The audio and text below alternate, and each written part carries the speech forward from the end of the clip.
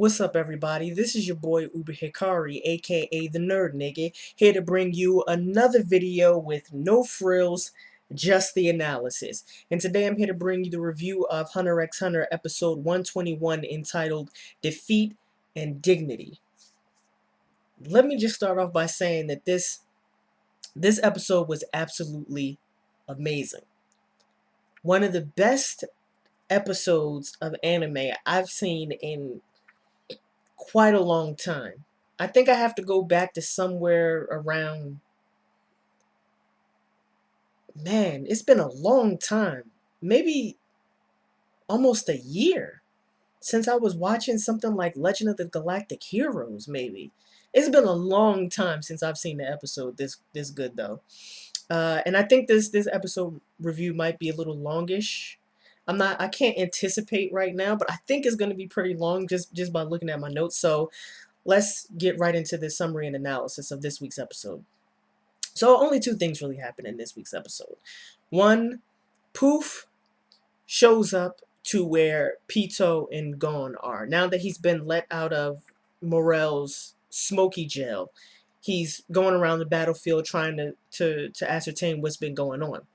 So when he gets there, he realizes that Pito is in some kind of bind as it relates to Gon.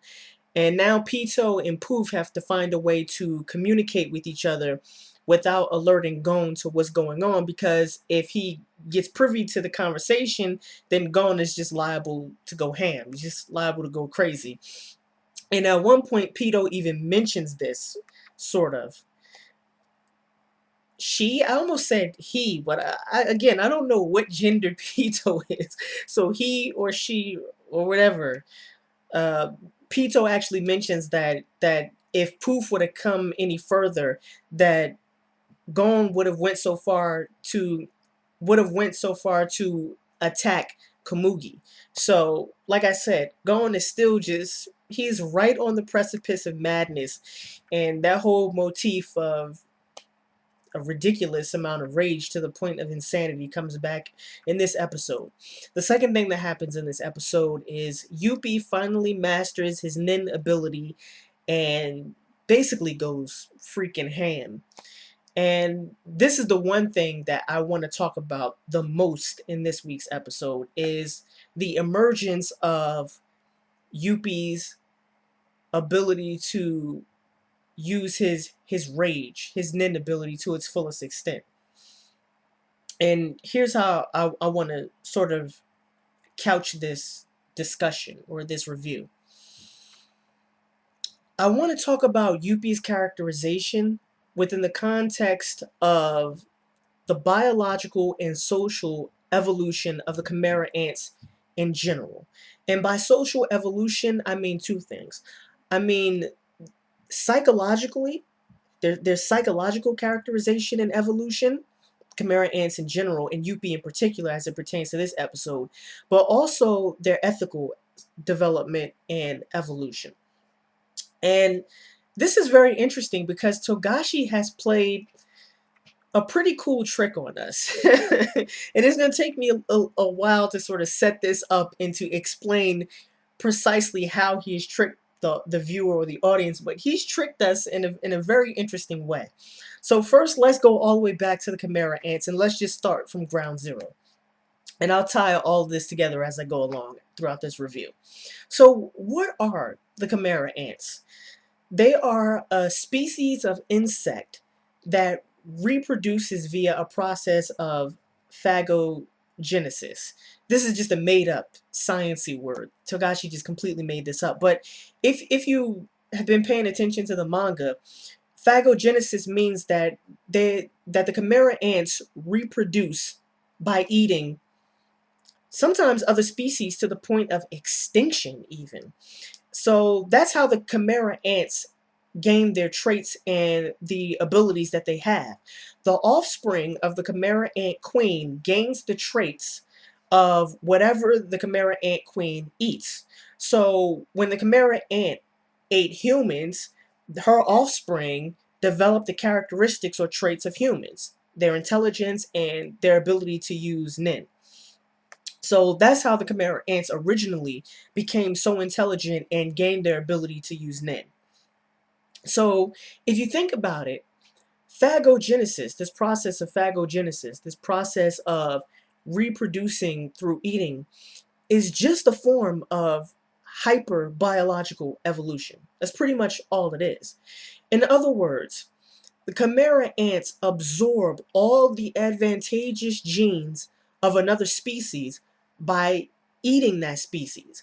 And they don't just gain the advantages of that species, but they take it to extremes, which is why when the Chimera ant ate humans and the their her offspring became intelligent and gained the ability to use the nin, they didn't just gain those abilities, but they gained an extreme version of those abilities.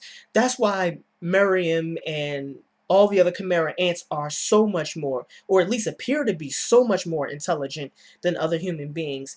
And the same thing with respect to their nin. That's why their nin is at such an extreme level, because again, they don't just absorb the advantageous genes of the species that they eat, they take those genes and take them to extreme levels. So again, phagogenesis is basically a form of hyper accelerated biological evolution. So what does this mean? Like I said, we already understand that we have a hyper accelerated form of biological evolution.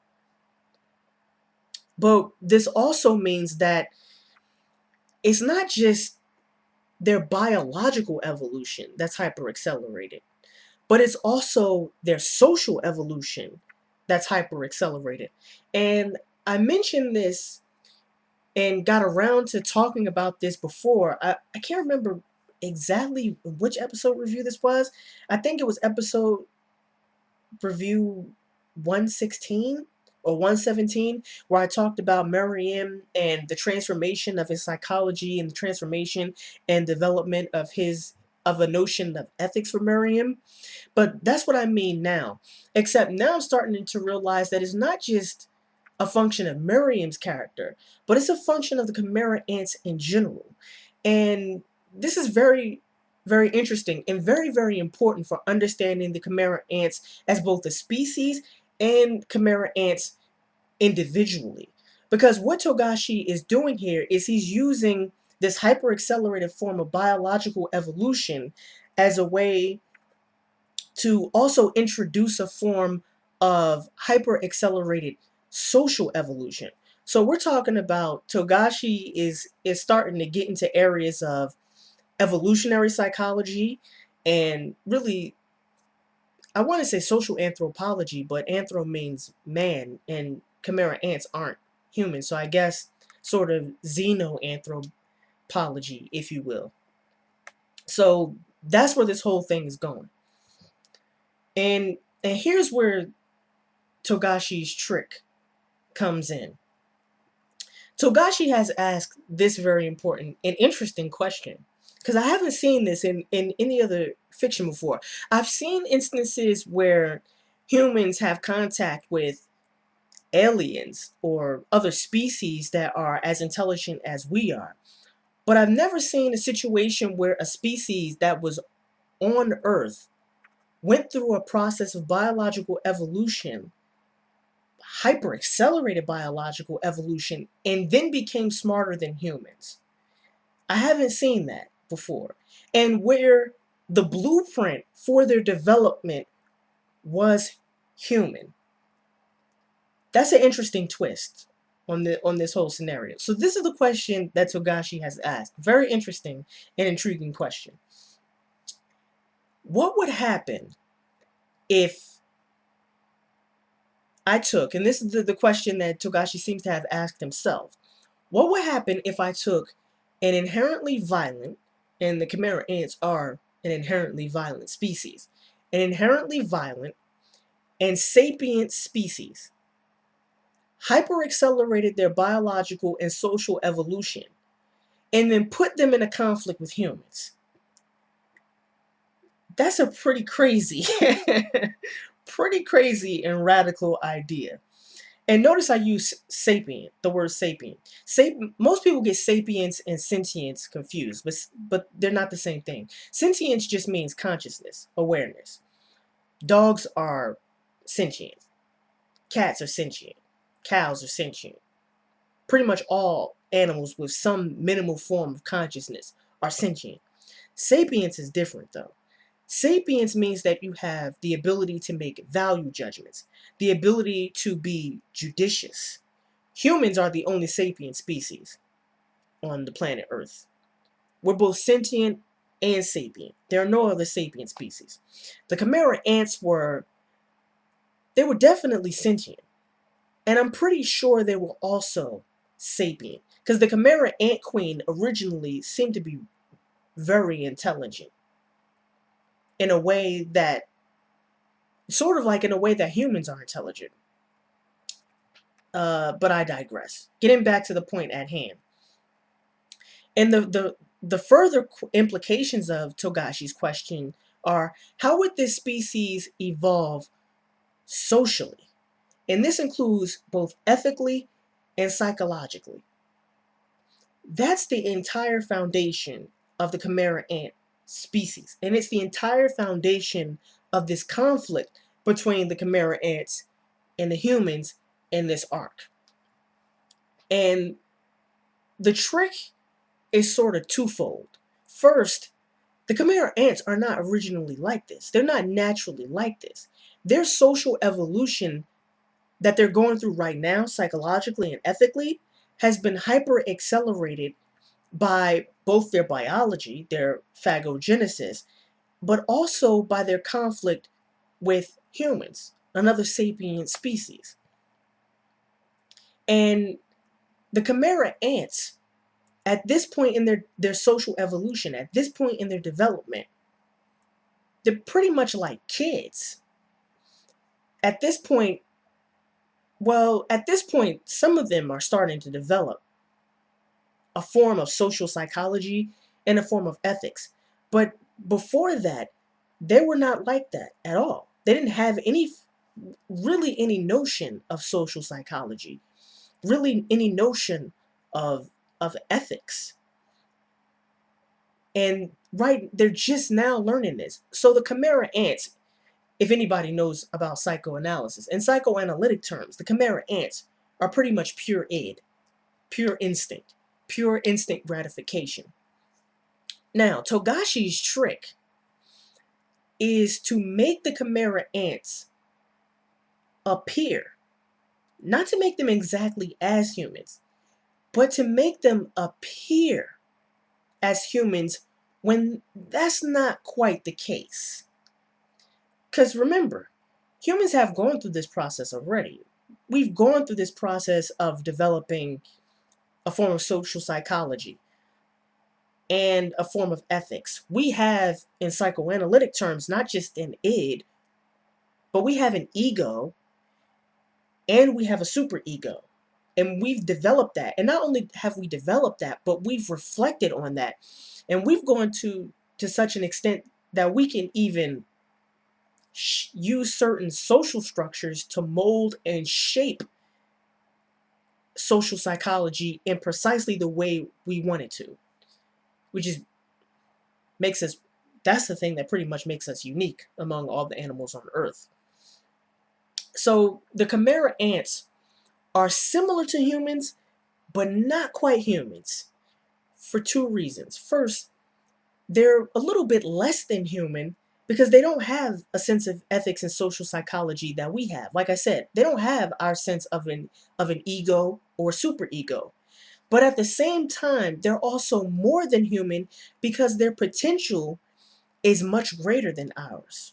Like I said, their process of phagogenesis allows them to take the genes that we possess that make us,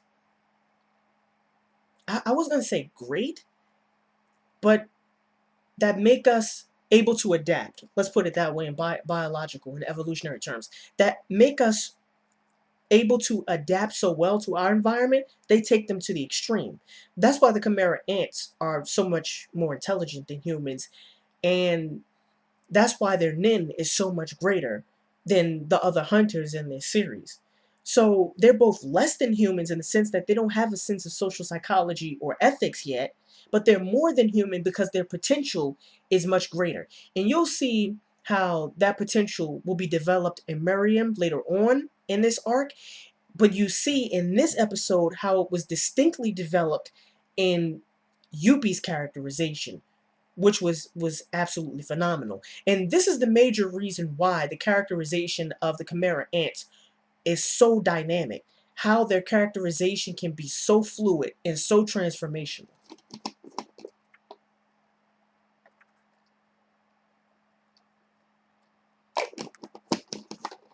And that's Togashi's trick. To make it appear as if the Chimera Ants are just like humans when that's not necessarily the case. Very ingenious what he did there. So now let's talk about Yuppie's characterization as it relates to what I just said in terms of this episode.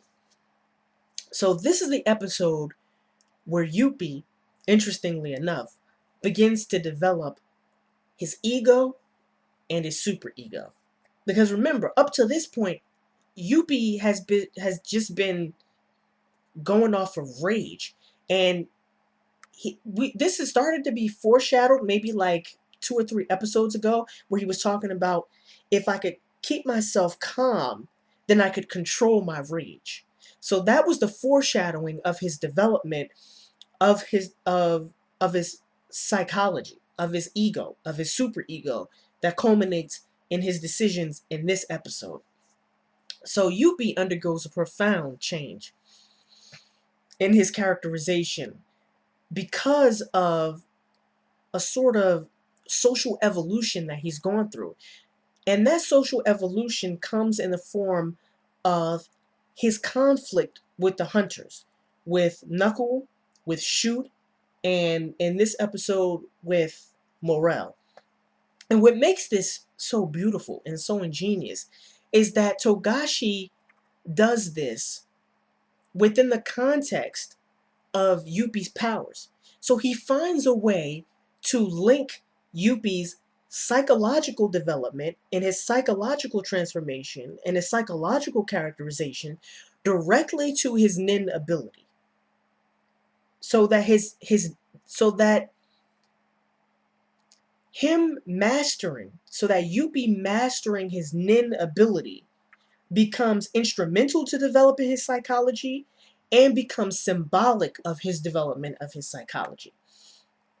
And the omniscient narrator points this out in a very interesting and cool way. So this is what the omniscient narrator says in this episode. Now that Yuppie had learned how to store his rage elsewhere, his head was much clearer. In other words, all the rage that was clouding his judgment, that was clouding his psychology, that was clouding his mind, Yuppie has mastered that rage in such a way that he's able to partition it away from his judgment.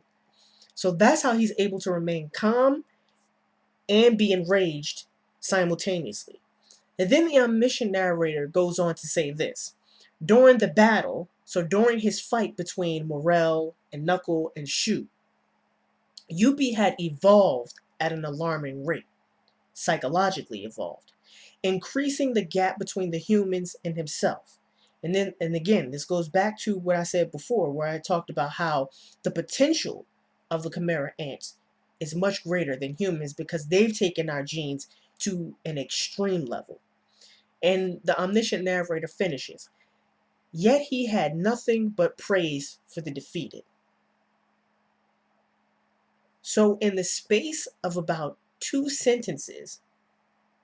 3 sentences from the omniscient narrator, we get the full impact of Yuppie's psychological and ethical characterization. That's pretty fucking beast. That is some extraordinary writing. For Togashi to put so many different things together, all in the space of about 3 sentences. Biological evolution, social evolution, evolutionary psychology, social xenoanthropology, symbolism, ethics, conflict, all very succinctly, very concisely, 3 sentences. Beautiful writing. Beautiful, amazing writing. That's some pretty big shit.